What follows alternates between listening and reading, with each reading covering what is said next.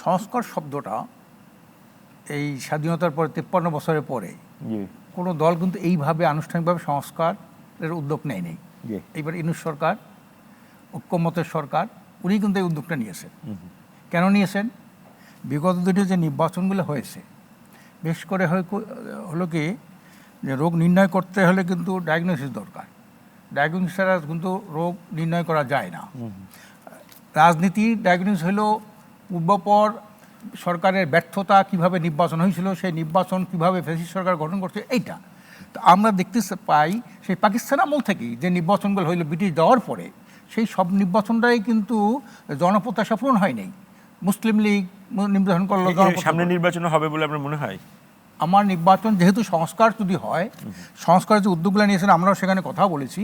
সংস্কার একটা বিষয় সংস্কার হলে হবে না, এখানে সমন্বিত সংস্কারের উদ্যোগ নিয়েছেন বর্তমান অন্তর্বর্তীকালীন। সেগুলো কোনগুলো?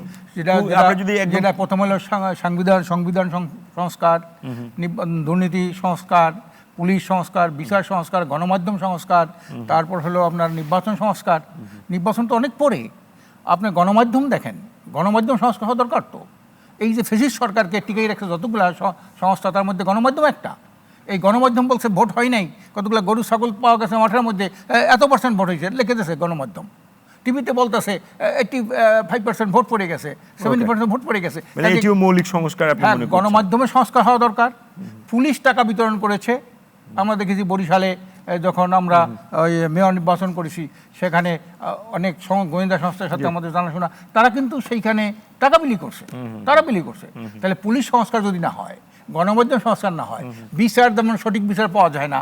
ওদিকে ডাক্তার শাহাদাতকে সেই ঘোষণা করলো, হ্যাঁ, স্টাকেটটা এখনো করে না, বরিশালটা মামলাই নিল না। তো এই বিচার ব্যবস্থার কিন্তু একটা সংস্কার হওয়া দরকার। কিন্তু এই সমন্বিত সংস্কার ছাড়া শুধু নির্বাচন সংস্কার হইলেই একটা ভালো নির্বাচন হয় না। বিগত দিনে যে নির্বাচনগুলো হয়েছিল, হ্যাঁ, এই নির্বাচনে যেমন জন আকাঙ্ক্ষা পূরণ করতে পারে নাই, আমরা মনে করি সমন্বিত। সেখানে একটা মৌলিক কথা আমরা বলেছি যে নির্বাচন একক কোনো প্রার্থী থাকবে না, নির্বাচন হবে পিয়ার পদ্ধতিতে। এইটা আমরা খুব শক্তভাবে বলেছি ওখানে। ওনারা এটা যৌক্তিকতা দেখেছেন, 191টা দেশে পিয়ার পদ্ধতির নির্বাচন আছে। এটা চিরস্থায়ীভাবে নিয়ে কি রাজনৈতিক দলগুলোর সাথে ঐকমত্য হয়েছে? আপনারা প্রস্তাব দিয়েছেন কিন্তু সবগুলো দলের মধ্যে কনসেনসাস হয়েছে? ববি হাজরা তো বলছেন যে হয়ে গেছে অনেক কিছু। দুই একটা দল ছাড়া অধিকাংশ দল, যেমন জামাত ইসলামী, তারপরে ইসলামী দল, এবি পার্টি, গণ অধিকার, বিএনপি বলছে তারা চিন্তা ভাবনা করবে, এটা আরো পরে তারা। এবং আমরা বলছি কেন আপনারা এটা 91টা দেশে যেহেতু পিয়ার পদ্ধতি নির্বাচন আছে, একটা গ্রহণযোগ্য অবাধ গ্রহণযোগ্য অন্তর্ভুক্তিমূলক নির্বাচনের জন্য এবং ফ্যাসিবাদকে চিরতরে নির্মূল করার জন্য পিয়ার পদ্ধতি বেস্ট পদ্ধতি। কাজে এইটা তাদের সাথেও আমাদের কথা হচ্ছে। আমরা বিএনপির সাথে একটা লিয়াজো কমিটি আছে, আমাদের বিএনপিরও আছে, আমরা তাদের সাথে নিয়মিত যোগাযোগ করতেছি এবং এইটার একটা পর্যায়ত সমাধান এসে যাবে। কিন্তু অধিকাংশ দল, এমনকি কমিউনিস্ট পার্টি পর্যন্ত, তারা পিয়ারের পক্ষে আছে।